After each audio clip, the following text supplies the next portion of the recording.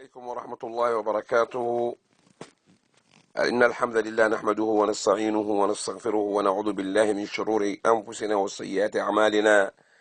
من يهده الله فلا مضل له ومن يضلل فلا هادي له، وأشهد أن لا إله إلا الله أن محمدا رسول الله أرسله بالهدى والدين الحق ليظهره على الدين كله ولو كره المشركون. أعوذ بالله من الشيطان الرجيم. وأن المساجد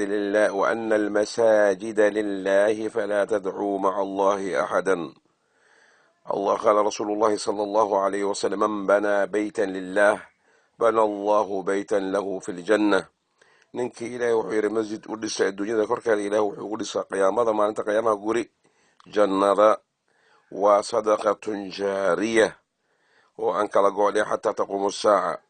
walaalaha muslimiinta waxaan idin sheegayaa mashruucan ka socda xaafadda xamar weyne ee ah horumarinta iyo lagu dhisaayo masjidka oo mataanaha lagu weyneynayo. sidaad ugu jeedaan fiidiyogan hadda idiin soo duubnay, masjidka alxamdulilah waa horumaray. wax badanaa ka dhiman, waxna waa u dhammaaday, wax badanna waa ka dhiman. wax la yidhahda u dhiman laborafina oo ugu sii daran tii weynaytan kasii daran.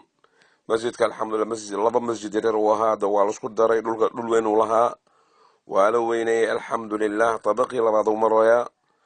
marka insha allahu tacaala walaalaha muslimiinta waxaan idinla jeclaanay in mashruucan oo aan loogala heraynin dadka muslimiinta nooc kasta meel kasta ay ka joogeen, soomaali ahaado kheyr ay jinsi oo muslin ah, inuu kasoo qayb qaato oo kheyrtan aan laga qadin oo ah sadaqatun jaariya lagu horumarinayo masjidkan mataanaha la yirahdo ee ku yaala degmada xamar weyne saraha.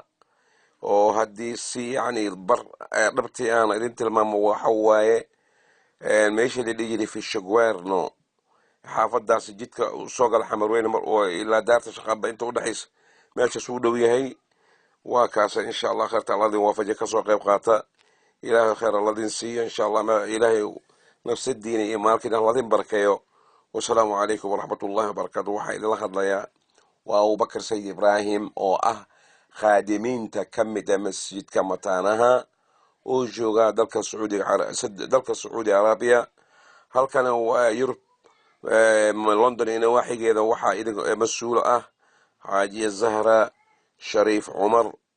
insha allahu tacaala ayadaa naga mas-uulaha. ilaahay kheyr ladin siiyo. waa kaase ku tabaruca.